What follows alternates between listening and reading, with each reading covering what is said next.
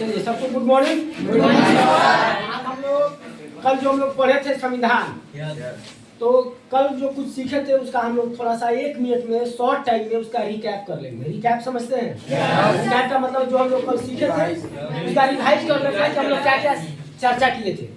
तो कल हम लोग क्या पढ़े थे? संविधान के बारे में तो पढ़े थे। कल हम लोग पढ़े थे कैबिनेट मिशन, पढ़े थे ना। 1946 में 3 व्यक्तियों का एक समूह इंडिया आता है। और 3 व्यक्ति कौन कौन थे?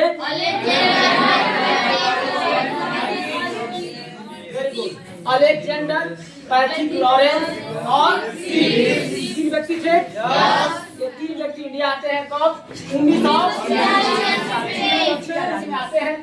और आने के बाद भारत के लोगों से मिलते हैं। भारत के जो उस समय राष्ट्रीय स्तर के जो नेता लोग थे उन लोगों से मिलकर बात करते हैं और कहते हैं कि आप अपने देश का एक क्या बनाइए?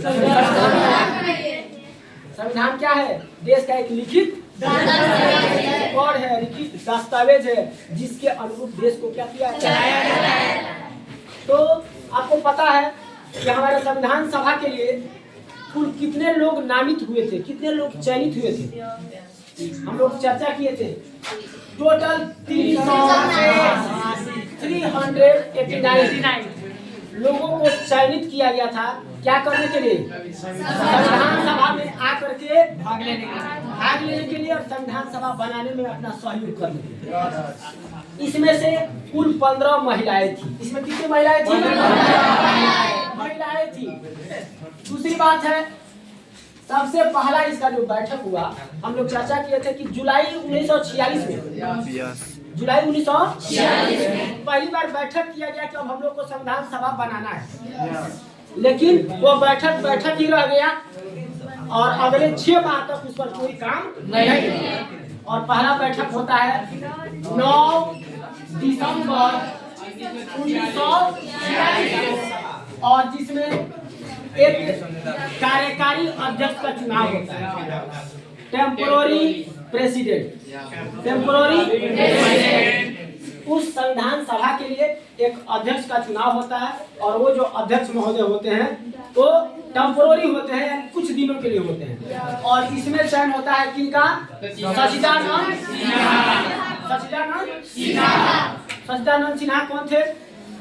सच्चिदानंद जो सिन्हा थे ये पहले अध्यक्ष थे। और इनका जो श्रीमान थे ये उम्र में बहुत बुजुर्ग थे, बहुत बड़े थे। स्वास्थ्य कारणों से ज्यादा दिन तक कार्य नहीं कर पाए। इसका हम लोग चर्चा कर चुके, इसलिए हम इसको ज्यादा मतलब इसको फोकस नहीं कर रहे। दूसरे दिन 11 दिसंबर को किनका चयन होता है? और ये परमानेंट अध्यक्ष के रूप में चुन लिए जाते हैं ना। और 13 तारीख को यानी 13 दिसंबर को लगातार 3 डेट आप लोग को याद रखना है। 9 दिसंबर, 13 दिसंबर को क्या होता है? हाँ, वो हमारे संविधान का जो सबसे पहले जो उद्देश्य है उस उद्देश्य को संविधान सभा में खड़ा होकर के अपनी बातों को रखते हैं और चर्चा करते हैं। यानी समझ जाइए कि हमारा संविधान का जो कार्यकाल है उसको दूसरे भाषा में बोला जाए तो कुल मिलाकर स्टार्ट हुआ था दिसंबर में, चालू हुआ था ना। अब हम लोग सीरियस यहाँ से आज का जो चीज है, आज का क्लास अब हम लोग स्टार्ट कर रहे हैं। हमारा जो संविधान है वह समझ जाइए दिसंबर 1946 से स्टार्ट हुआ बनने। दिसंबर 1946 और बना है नवंबर 1946 तक। कोई दिक्कत नहीं।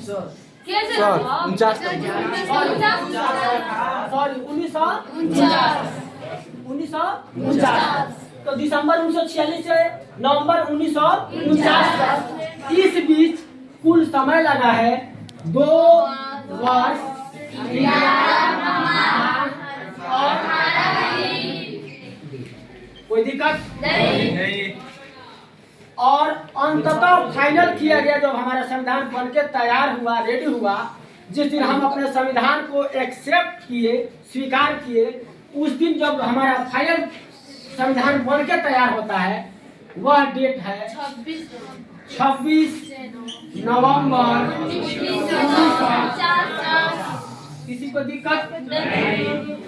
और इस दिन जब तैयार हुआ तो इस संविधान पर कुल 284 लोगों ने हस्ताक्षर किया। कितना हस्ताक्षर किया?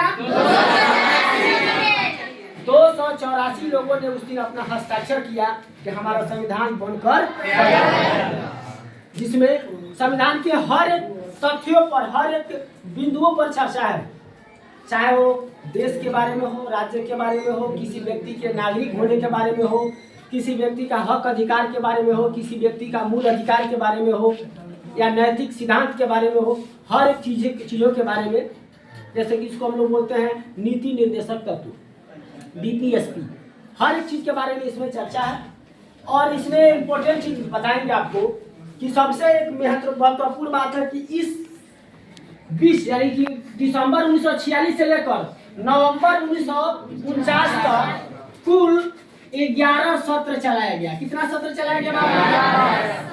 सत्र समझते हैं? सेशन समझते हैं? यानी 11 सत्र चलाया गया इसको बनाने के लिए। अब एक सवाल है मेरा आप लोगों से, 11 सत्र और अंतिम एक बैठक भी हुआ, इसके अलावा अंतिम बैठक भी होता है। अंतिम बैठक आपका होता है 24 जनवरी 1950 को, 24 जनवरी 1950। यदि इसको भी शामिल कर लिया जाए तो कुल 12 सत्र हो जाए। समझ गए? लेकिन यह इसको नहीं देता है, यदि बैठक नहीं देता है, पूछेगा कि संविधान सभा बनाने में कितने सत्र लगा, तो कुल 11। और अंतिम बैठक, क्योंकि हमारा आपको पता है हमारा संविधान लागू हुआ था कब? 1950 को। उसके 2 दिन पहले 24 जनवरी को अंतिम बैठक किया गया कि अब हमें परसों यानी 26 तारीख को हमारे अपने देश को गणतंत्र घोषित करना है। हमारा बन के तैयार हुआ था 26 नवंबर 1949 को। आप जब हमारे संविधान का प्रस्तावना पढ़िएगा, प्रस्तावना पढ़ेंगे, इसमें हम भारत के लोग भारत को एक प्रभुत्व संपन्न, समाजवादी, धर्मनिरपेक्ष और लोकतंत्र का राज्य बनाने का संकल्पित करते हैं। और इसे अपने संविधान सभा में आए दिनांक 26 नवंबर 1949 को आत्मार्पित करते हैं। जो भी आप संविधान का प्रस्तावना है आप पढ़िएगा, उसमें डेट भी लिखा रहता है। 26 नवंबर 1949 को हम क्या करते हैं? अंगीकृत करते हैं। अंगीकृत मतलब आत्मार्पित, आत्मार्पित मतलब अपने आत्मा से उसको स्वीकारते हैं। अपने आत्मा से संविधान को क्या करते हैं? स्वीकारते हैं कि उसमें विधि द्वारा जो भी लिखा गया है, हम भारत के नागरिक हैं तो उसको फॉलो करेंगे। उसको क्या करेंगे? फॉलो करेंगे। और उसको हम भारत के प्रत्येक नागरिक उसको फॉलो भी करते हैं। उसी में जो कुछ उसको फॉलो नहीं करते हैं उसी के लिए अनेकों तरह हमारे दंड का, अनेकों तरह का प्रावधान भी हमारे संविधान में क्या है? निहित है, जिसके तहत लोगों को क्या किया जाता है? सजा भी दिया जाता है, दंडित भी किया जाता है। कोर्ट, कचहरी, न्यायपालिका, विधायिका का सब कार्यकाल यही है। समझ गए सब कोई? इसमें एक कोई इम्पोर्टेंट चीज है और शायद आप हर क्लास में नहीं देखने को मिलेगा आपको। जो हमारा संविधान बना है उसको एक व्यक्ति ने अपने हैंड राइटिंग में लिखा है। मात्र एक व्यक्ति ने अपने मतलब हाथों से लिखा है। एक ही व्यक्ति लिखा है और उस व्यक्ति का नाम क्या है? उसका नाम है, उस व्यक्ति का नाम है प्रेम बिहारी नारायण। सर, हम जब गूगल में सर्च करते हैं तो पूछते हैं संविधान कौन लिखे, तो इन्हीं का नाम आता है। नारायण, सक्सेना भी कहते हैं, रायजादा भी कहते हैं। रायजादा इनका नाम है। कहीं कहीं लिखा होता है प्रेम सक्सेना, कहीं कहीं लिखा होता है प्रेम नारायण सक्सेना, और कहीं कहीं लिखा होगा प्रेम बिहारी नारायण रायजादा। इन्होंने अपने हैंड राइटिंग में इसको तैयार किया। ये कलकत्ता से संबंध रखते थे और ये बहुत सुंदर इनका लिखावट था, है ना। तो इन्होंने उसको अपने भाषा का अपने क्या बोलेंगे लिखावट में अपने हैंड राइटिंग से उसको क्या किया है? लिखा है। और हमारे देश का जो संविधान है वो पूरे विश्व की बात किया जाए तो पूरे विश्व में सबसे बड़ा संविधान है। और हम कल भी चर्चा किए थे कि जब उद्देश्य के बारे में हम जानते हैं तो थोड़ा सा चर्चा कर लेते हैं। गोल जिसको हम क्या बोलते हैं, लक्ष्य किसे कहते हैं? मंजिल। लक्ष्य क्या है, गोल क्या है? मंजिल। जो हम अपने जीवन में जहाँ जाना चाहते हैं या जो कुछ पाना चाहते हैं वो हमारा क्या है? निशाना। और जैसे कि अगर हम अभी एग्जाम्पल दिए हैं कुछ समय पहले, यदि कोई लड़का चाह रहा है कि वह सेना में जाए, कहाँ जाए? सेना। इंडियन आर्मी बनना चाहता है। उसका यदि सपना है, लड़का बनना चाहता है आर्मी। क्या बनना चाहता है? आर्मी। एक आर्मी का जवान बनना चाहता है तो उसके लिए वो लक्ष्य रख दिया है और हाथ पर हाथ रख के सो जाएगा तो आर्मी बन जाएगा? नहीं। उसके लिए क्या करना पड़ेगा? उसको लक्ष्य दो तरह का होता है, एगो बड़ा लक्ष्य, एगो छोटा लक्ष्य। तो बड़ा लक्ष्य का मतलब होता है कि तुम्हारा लक्ष्य है कि हमको बनना है आर्मी, ये आपका बड़ा लक्ष्य है। कोई लड़का भी पहला क्लास में है, दूसरा क्लास में, तभी वो सपना देखेगा कि मुझे क्या बनना है? आर्मी का जवान बनना है, मुझे हथियार उठाना है, मुझे सेना का सेवा करना है, देश का सेवा करना है, बॉर्डर पर आना है। यानी उसके प्रति राष्ट्र के लिए एक भावना जग जाती है, प्रेम भावना बोले या राष्ट्र सेवा की भावना बोले। तो उसको प्राप्त करने के लिए उसको छोटे छोटे लक्ष्यों में बांटना पड़ेगा। अगर वो लड़का दूसरा क्लास में है तो पहले सोचेगा कि मैं इस क्लास में अच्छा से पास हो जाऊँ। इसी तरह 10वां क्लास तक वो अच्छा से पास करेगा, उसके बाद से वो अपना एक प्रोसेस रखेगा। वो लड़का क्या करना चाहेगा? इंटर में जाएगा, अच्छा से पास करेगा। उसके बाद से पर डे का रोटेशन है, उसको सुबह 5 बजे 4 बजे भोर में उठ जाना है, सुबह में फील्ड जाना है, वहाँ पर रनिंग करना है। उसके बाद से आके क्या करना है? एक्सरसाइज करना है, जिम खींचना है। उसके बाद से आके घर में पढ़ाई भी करना है। जो भर्ती होती है तो सबसे पहले लड़कों का रनिंग होता है। रनिंग के बाद क्या होता है? उसके बाद से जल्दी सुनिए, बता रहे हैं जो लगातार अब आर्मी की जो भर्ती हो रही है ना, तो इसमें होता क्या है? पहले उन लड़कों को डायरेक्ट रनिंग के लिए बुलाया जाता है और रनिंग में जाने के बाद लड़के वहाँ पे जो लड़के क्वालिफाई हुए उनका तुरंत बीम होता है। खींचते हैं लोग बांस पे, 10 पुशअप मारना है, उसको ऐसे पकड़ के नहीं झूलता है। उसके बाद से उनका तुरंत मेडिकल होता है। क्या होता है? मेडिकल में यदि फिट है, सब ठीक है, उसका हाथ पैर कहीं टूटा नहीं है, सब सीधा है, आँख से उसको बढ़िया से दिखाई देता है, सब जांच करने के बाद तब उसका रिटेन होता है। रिटेन समझते हैं? लिखित परीक्षा होती है। लिखित परीक्षा में जो लड़के पास करते हैं उसका मेरिट लिस्ट बना के तब उसको भेजा जाता है। तो आप केवल दौड़ करके आर्मी का जवान नहीं बन सकते, उसके लिए आपको क्या करना पड़ेगा? पढ़ाई भी करना पड़ेगा। तो जो लड़का का लक्ष्य है आर्मी बनना, उसको पर डे कम से कम 2 किलोमीटर 3 किलोमीटर भागना है ना, दौड़ना है ना फील्ड में। वहाँ से आने के बाद क्या करना है? अपने स्वास्थ्य का भी ख्याल रखना है। देखिएगा, आप प्रॉपर न्यूट्रिशन वाले लड़के खाना खाते हैं, चना, मीठा दूध, इसके अलावा काजू बादाम, इसके अलावा दूध पीते हैं, केला खाते हैं, बहुत सारा चीज खाते हैं ना। और तब जाके उनका सिलेक्शन होता है। तो लक्ष्य जो होता है बड़ा लक्ष्य, वह छोटे छोटे लक्ष्यों को हम बांट करके, जब तक हम छोटा छोटा लक्ष्य उसको नहीं करेंगे तब हम बड़े लक्ष्य को प्राप्त कर सकते हैं। आप लोग का एक एग्जाम्पल ले लेते हैं। आप लोग का फाइनल एग्जाम कब है? कोई लड़का जनवरी तक बिल्कुल ना पढ़े और फरवरी में चाहे कि वो फर्स्ट डिवीजन से पास हो जाए, हो पाएगा? नहीं। तो पर डे आप लोग का लक्ष्य क्या है? आप लोग का लक्ष्य है आपको हिंदी पढ़ना है ना, आपको इंग्लिश पढ़ना है, आपको मैथ्स पढ़ना है, आपको साइंस पढ़ना है, SST पढ़ना है, संस्कृत पढ़ना है। इतने विषय को आप एक दिन में भी नहीं कर सकते हो। इसके लिए आपको एक वो करना पड़ेगा, रूटीन बनाना पड़ेगा कि हम पर डे 30 मिनट हिंदी पढ़ रहे हैं, पर डे 30 मिनट इंग्लिश पढ़ रहे हैं, पर डे 1 घंटा मैथ्स पढ़ रहे हैं, पर डे 30 मिनट साइंस पढ़ रहे हैं। तो आपका सब कुछ मिला के पता चलेगा कि 3 साढ़े 3 घंटा रोज आपको स्कूल के अलावा मेहनत करना पड़ेगा। और जो लड़का उसको करता है उसको केवल फरवरी में पढ़ने की जरूरत नहीं है। वो लड़का यदि 4 दिन 5 दिन फरवरी में न भी पढ़े, वो लड़का अच्छे से पास हो जाएगा। गलती बोल रहे हैं? केवल फरवरी में 1 माह पढ़ लेने से आपका एग्जाम क्वालिफाई कर लेंगे, अच्छा नंबर आ जाएगा।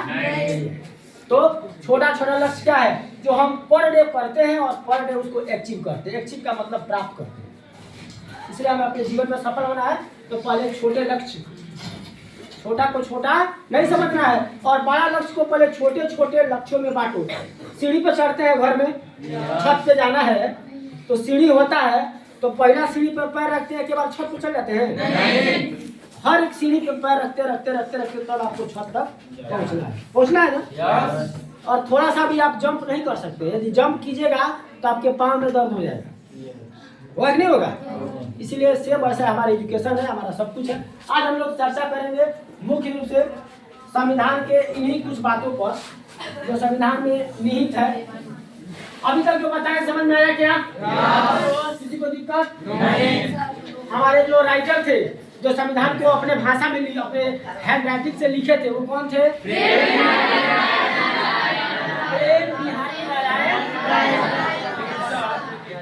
जब हम लोग सर्च करते हैं ना, सक्सेना भी लिखेगा नहीं, जब हम सर्च करते हैं ना गूगल पर तो लिखते हैं संविधान किसने लिखा, तो आता है इन्हीं का नाम।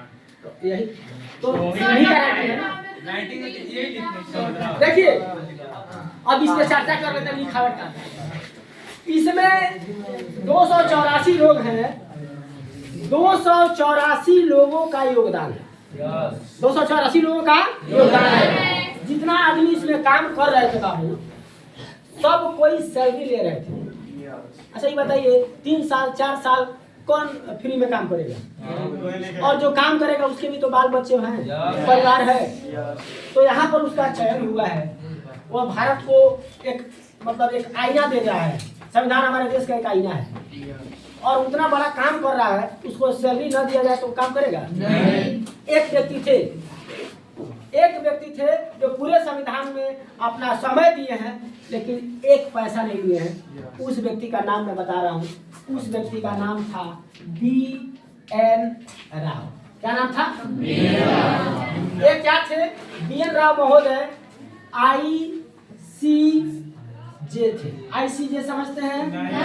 आई से होता है international court of justice. International court of justice यानी अंतरराष्ट्रीय, भारत से बाहर रहते थे। ऐसे 4 लोग थे जो इंडिया में इंडिया से बाहर रहते थे, लेकिन संविधान सभा का जब कार्य स्टार्ट हुआ तो ये आए और ये मुख्य सलाहकार थे। सलाहकार समझते हैं? एडवाइजर समझते हैं? जो उसमें अपनी राजेंद्र प्रसाद को या पूरे टीम को अपना सलाह देते थे और इन्होंने बदले में कोई पैसा नहीं लिया। तो ये थे B.N. राव महोदय थे जो निस्वार्थ रहे हैं और इन्होंने ही वकालत किया था। वकालत नहीं बोलेंगे, इसको बोलेंगे सिफारिश किया था कि संविधान सभा में एक आदमी को होना एकदम जरूरी है। वो आदमी कौन थे? डॉक्टर भीमराव अम्बेडकर। क्योंकि डॉक्टर भीमराव अम्बेडकर ऐसा व्यक्ति थे कि उनको जितना हमारे समझिए कि संविधान का या नियम कानून का जितना जानकारी था उतना जानकारी भारत में किसी अन्य नेता को नहीं थी। उनके पास बहुत सारा डिग्रियां थी, विदेशों से पढ़ के आए थे, बहुत सारा डिग्री था, बहुत सारा अनुभव था, बहुत सारा नॉलेज भी था उनके पास। तो उनके जैसा पर्सनालिटी उन्होंने बोला था कि इनका होना एकदम जरूरी है। क्योंकि एक कंडीशन हुआ था, आपको पता है कि जब भारत पाकिस्तान बंगाल का जो विभाजन किया गया था बंग भंग आंदोलन के तहत, तो पाकिस्तान के हिस्सा में चला गया था बंगाल का पूर्वी पार्ट और वो वहीं से चुनाव जीते थे और वो चला गया पाकिस्तान को। मुस्लिम लीग ने उसको ले लिया तो इनका सदस्यता तो यहाँ पे खत्म होने वाला था। तब तक महाराष्ट्र में एक आदमी थे, हम उनका नाम भूल रहे हैं, वे क्या किए किसी बात पर अपना रिजाइन दे दिए, त्याग पत्र दे दिए। तो उनके सीट पर महाराष्ट्र से आकर, महाराष्ट्र उस समय किसको बोलते हैं? मुंबई को। तो मुंबई से आकर के उनके सीट से आकर के सदस्य बने और इन्होंने सिफारिश किया था किसने? B.N. राव साहब ने इनका सिफारिश किया था कि डॉक्टर भीमराव अम्बेडकर को यहाँ पर आना चाहिए। डॉक्टर भीमराव अम्बेडकर एक बहुत क्या बोलेंगे, उनके जैसा ज्ञानी या नियम कानून का जानकार इंडिया में कोई नहीं था और उन्होंने बहुत टफ जीवन जिया है। उनका जीवन को के बारे में आप लोग अभी कभी देखिएगा, कोई उन पर एक फिल्म आई है। कौन है सर जी? डॉक्टर भीमराव अम्बेडकर के बारे में केवल यूट्यूब पर सर्च कीजिएगा कि डॉक्टर भीमराव अम्बेडकर से संबंधित फिल्म आ जाएगा, आप उसको देखिएगा। उसमें पता चलेगा कि वो एक गरीब तबके में पैदा हुए। और सुनिए, डॉक्टर भीमराव अम्बेडकर एक प्रेरणा है। किसके लिए प्रेरणा है? हम सबके लिए। क्योंकि वो जिस परिवार में पैदा हुए थे वो महार जाति था। महार जाति समझते हैं? पहले हरिजन। और वहां पर उन लोगों को उस समय अस्पृश्यता यानी छुआछूत, क्या बोलते हैं उसको? छुआछूत। उनकी परछाई भी अलाउ नहीं था। और उस समय वो नौकरी करने गए। उस फिल्म में दिखाया गया, आप देखिएगा, उस फिल्म में दिखाया गया जब वो नौकरी करने गए ना, तो उनके ग्लास भी अलग था, उनका ग्लास भी अलग था। आज हमारे यहाँ ऑफिस में अनेकों जाति के टीचर है ना? लेकिन पानी पीने का गिलास एक है ना? उसी गिलास से सब कोई पीते हैं, चाहे वो कोई हो। लेकिन उस समय जब वो नौकरी वहाँ पे कर रहे थे तो उनको मतलब बहुत सारा चीज झेलना पड़ेगा। वो कई बार तो अपने जीवन से हार मान चुके थे। उनके बच्चे मर जा रहे थे, समझ जाइए कि वो बाहर रह रहे थे, नौकरी कर रहे थे। इसके अलावा अंत तक वो समाज से लड़ते रहे। मंदिर में जाना उनको नहीं, उनके पूरे जाति को अलाउ नहीं था। मंदिर में यदि कोई हरिजन समाज का व्यक्ति चला गया है तो पूरे मंदिर को धोया जाता था। वो जब नौकरी करने गए तो अंदाज करो ना, ये बहुत बड़े पदाधिकारी बन के गए थे। लेकिन जहाँ पे नौकरी कर रहे थे उनसे जो जूनियर था लोग, वो उनका टेबल, उनका कुर्सी अलग छाप दिया था। उनको जिस गिलास में पानी दिया जाता था उस गिलास से दूसरा कोई नहीं पीता था। जो पानी पिलाने वाला स्टाफ था वो भी पानी दूर से फेंकता था। जो चाय था, चाय भी अलग से दिया जाता था, काफी दूर से, भले थोड़ा सा चाय नीचे गिर जाए, लेकिन चाय का जो केतली है इनके गिलास से टच नहीं। और वो बहुत बड़े पद पर। वो कई बार उनकी उस फिल्म में देखिएगा या उनका जीवनी पढ़िएगा तो आपको बताया जाएगा कई बार